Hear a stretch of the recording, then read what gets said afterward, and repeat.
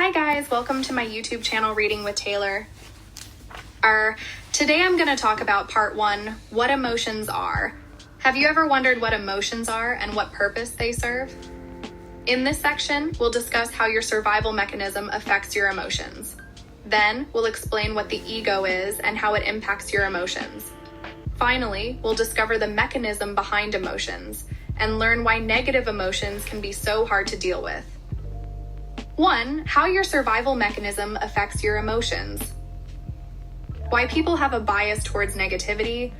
Your brain is designed for survival, which explains why you're able to read this book at this very moment. When you think about it, the probability of you being born was extremely low. For this miracle to happen, all the generations before you had to survive long enough to procreate. In their quest for survival and procreation, they must have faced death hundreds or perhaps thousands of times. Fortunately, unlike your ancestors, you're probably not facing death every day. In fact, in many parts of the world, life has never been safer. Yet your survival mechanism hasn't changed much. Your brain still scans your environment looking for potential threats. In many ways, some parts of your brain have become obsolete. While you may not be seconds away from being eaten by a predator, your brain still gives significantly more weight to negative events than to positive ones. Fear of rejection is one example of a bias toward negativity. In the past, being rejected from your tribe would reduce your chances of survival significantly. Therefore, you learned to look for any sign of rejection, and this became hardwired in your brain. Nowadays, being rejected often carries little or no consequence to your long-term survival. You could be hated by the entire world and still have a job, a roof, and plenty of food on the table. Yet, your brain is still programmed to perceive rejection as a threat to your survival. This is why rejection can be so painful. While you know most rejections are no big deal, you nevertheless feel the emotional pain. If you listen to your mind, you may even create a whole drama around it. You may believe you aren't worthy of love and dwell on a rejection for days or weeks. Worse still, you may become depressed as a result of this rejection. In fact, one single criticism can often outweigh hundreds of positive ones. That's why an author with 50 5-star reviews is likely to feel terrible when they receive a single 1-star review. While the author understands the 1-star review isn't a threat to her survival, her authorial brain doesn't. It likely interprets the negative review as a threat to her ego, which triggers an emotional reaction. The fear of rejection can also lead you to over-dramatize events. If your boss criticized you at work, your brain may see the event as a threat, and you now think, what if I'm fired? What if I can't find a job quickly enough and my wife leaves me? What about my kids? What if I can't see them again?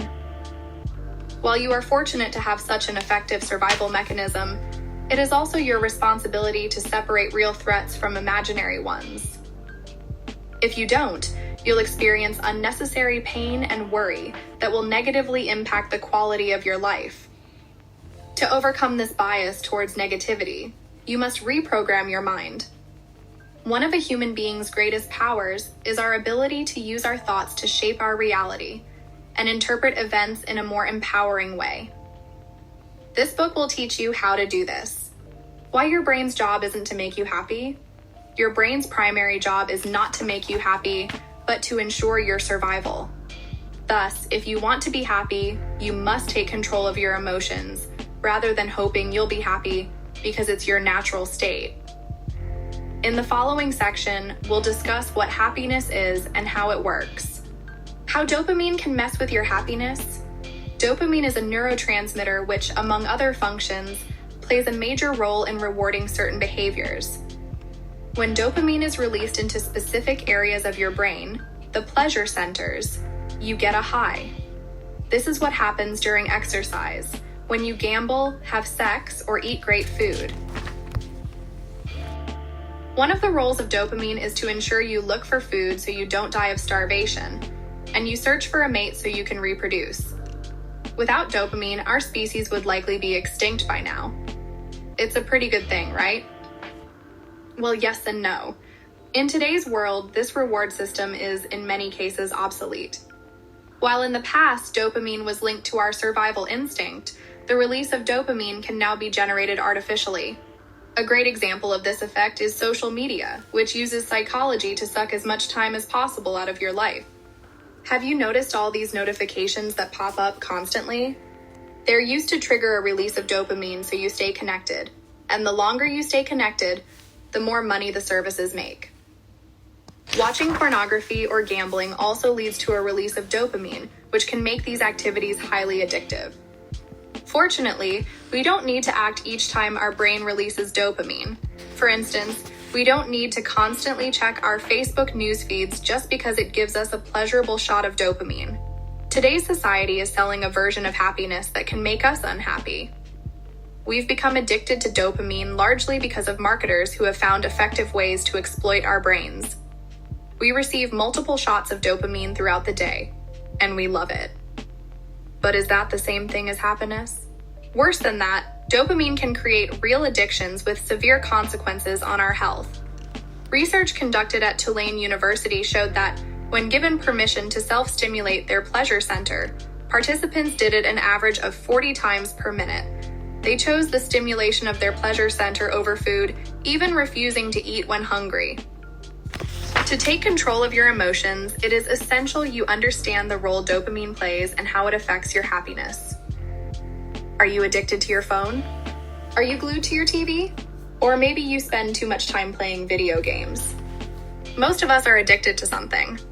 For some people it's obvious, but for others it's more subtle. For instance, you could be addicted to thinking. To better control your emotions, it is important to shed the light on your addictions as they can rob you of your happiness. The one day I will myth? Do you believe that one day you will achieve your dream and finally be happy? This is unlikely to happen. You may, and I hope you will, achieve your dream, but you won't live happily ever after. This is just another trick your mind plays on you.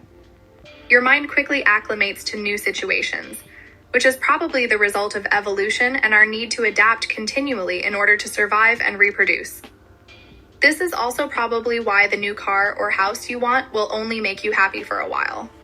Once the initial excitement wears off, you'll move on to crave the next exciting thing. This phenomenon is known as hedonic adaptation. How hedonic adaptation works. Let me share an interesting study that will likely change the way you see happiness. This study, which was conducted on lottery winners and paraplegics, was extremely eye-opening for me. Conducted in 1978, the investigation evaluated how winning the lottery or becoming a paraplegic influenced happiness. The study found that 1 year after the event, both groups were just as happy as they were beforehand. Yes, just as happy, or unhappy. You can find more about it by watching Dan Gilbert's TED Talk, The Surprising Science of Happiness here. Now let's go to part 2, what is the ego? Your survival mechanism is not the only factor affecting your emotions. Your ego also plays a major role in shaping the way you feel. Thus, to gain more control over your emotions, it is fundamental you understand what your ego is and how it works. Now, let's clarify what we mean by ego. We often say of someone he has a big ego, referring to the ego as something close to pride. While pride is certainly a manifestation of ego, that's only one part of it. You may show no pride and appear humble while still being controlled by your ego. So what is the ego? The ego refers to the self-identity you've constructed throughout your life. How was this identity created? Put simply, the ego was created through your thoughts and, as a mind-created identity, has no concrete reality. Events that happen to you bear no meaning in themselves. You give them meaning only through your interpretation of those events. Additionally, you accept things about yourself because people told you to do so. What's more, you identify with your name, your age, your religion, your political belief, or your occupation in a similar way. This attachment has consequences. As we'll see later in this book, attachment creates beliefs, and these beliefs lead you to experience certain emotions. For instance, you may become offended when people criticize your religion or attack your political principles. Note that throughout this book, we'll refer to the ego as your story or your identity, using these words interchangeably. Are you aware of your ego? Your understanding of the way your ego works depends on your level of self-awareness. People at the lowest level of consciousness are not even aware the ego exists, and as a result are enslaved by it. On the other hand, highly self-conscious people can see through their ego. They understand how belief works and how excessive attachment to a set of beliefs can create suffering in their life. In effect, these individuals become the master of their mind and are at peace with themselves. Note that the ego is neither good nor bad, it's just a result of a lack of self-awareness. It fades away as you become aware of it, since ego and awareness cannot coexist. Your ego's need for an identity? Your ego is a selfish entity, only concerned about its own survival. Interestingly, it's rather similar to your brain in the way it operates. It has its own survival mechanism and will do whatever it can to persist. As with your brain, its primary concern is neither your happiness nor your peace of mind. On the contrary, your ego is restless. It wants you to be a go-getter. It wants you to do, have, and achieve great things so you can become a somebody. As we already mentioned, your ego needs an identity to exist. The way it does that is through identification with things, people, or beliefs and ideas. Now, let's look at some of the things your ego identifies with to strengthen its identity. Physical items. The ego likes to identify with physical things. Needless to say, it thrives in today's world. Perhaps we can say capitalism and the consumer society we're living in today is the creation of collective egos, which is why it has been the dominant economic model in the recent decades. Marketers perfectly understand people's need to identify with things. They know people don't just buy a product, they also buy the emotions or story attached to the product. Often you buy certain clothes or a particular car because you want to tell a story about yourself. For instance, you may want to enhance your status, look cool, or express your unique personality, and choose the products most closely associated with these ideals. This is how the ego works. It uses things to create a story you can identify with. It doesn't mean things are wrong per se. It's a negative issue only when you become overly attached to things, believing they can fulfill you, which they can't. Your body. Most people derive their self-worth from their physical appearance. Your ego loves the way you look because it is the easiest thing to recognize and quantify. When you strongly associate with your physical appearance, you tend to identify more easily with physical and emotional pain. Believe it or not, you can observe your body without identifying with it. Friends, acquaintances. The ego also derives its sense of identity from your relationships with others. The ego is only interested in what it can get from others. In other words, the ego thrives on the way it can use people to strengthen its identity. If you are honest with yourself, you'll realize most of the things you do are attempts to obtain the approval of others. You want your parents to be proud of you, your boss to respect you, and your wife to love you. Now, let's see in more detail how the ego works in the following cases. Parent-child relationships. Some parents' egos lead to the creation of a strong sense of attachment and identification with their children. This is based on the false belief their children are their possessions. As a result, they try to control their children's lives and use them to live the life they wanted to live when they were younger. This is called living vicariously through your children. You see this all the time.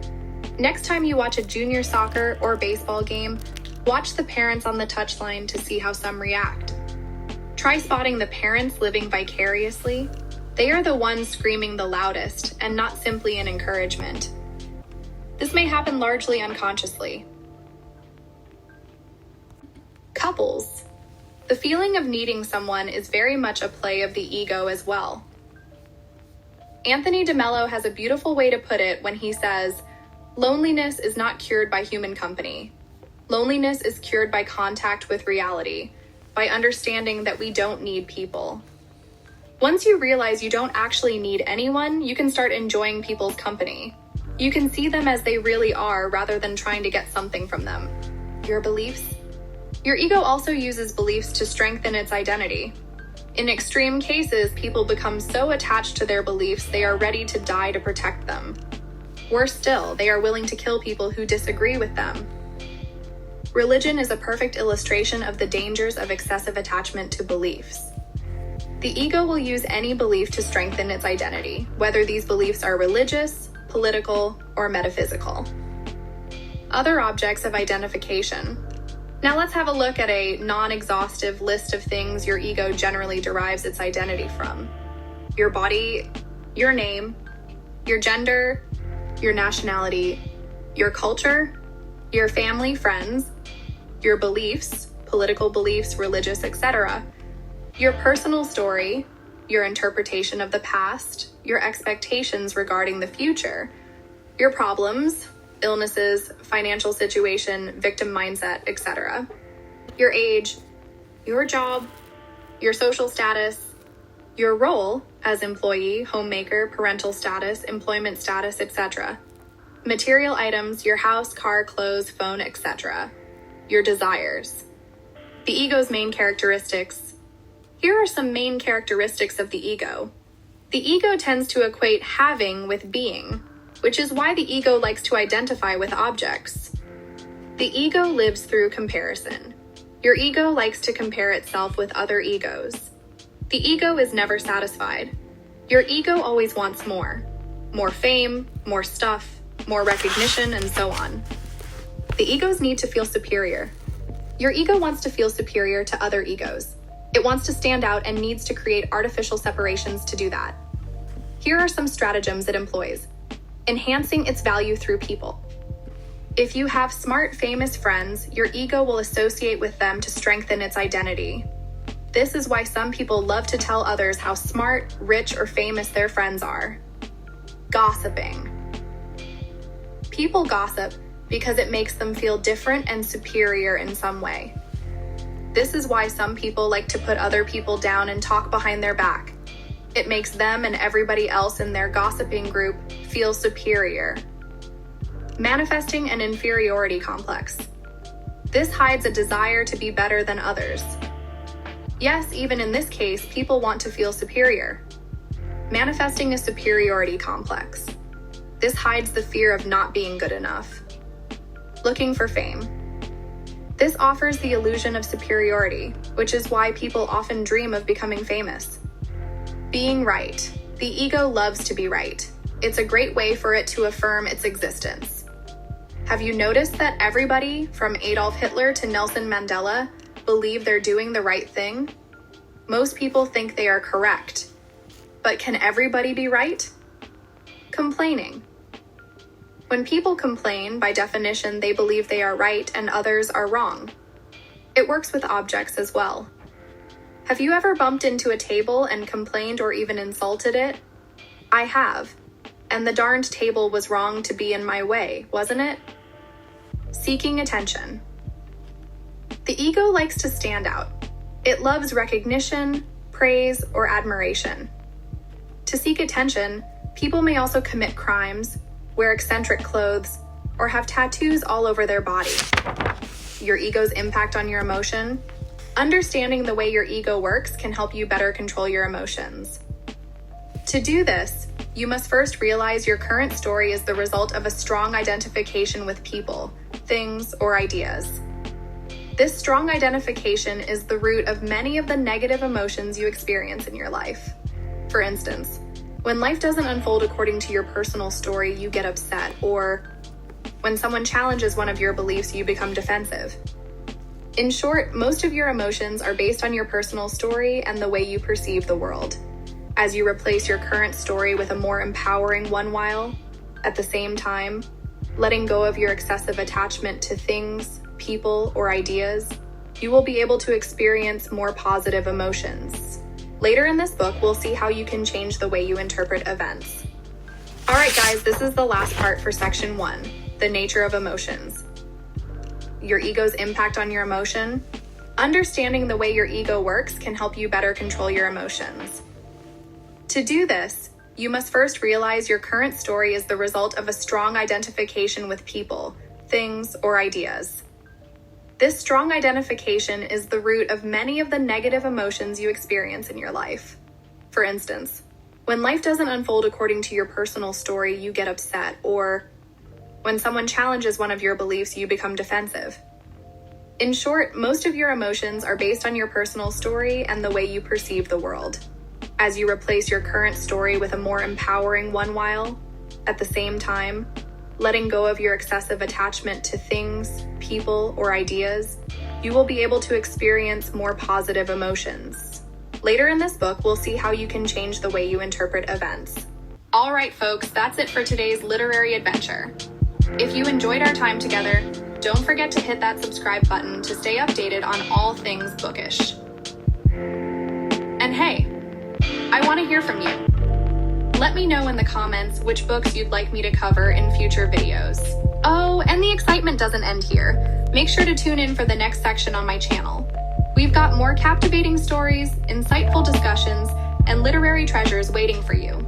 Wishing each and every one of you fantastic days filled with great reads. Until next time, take care and bye.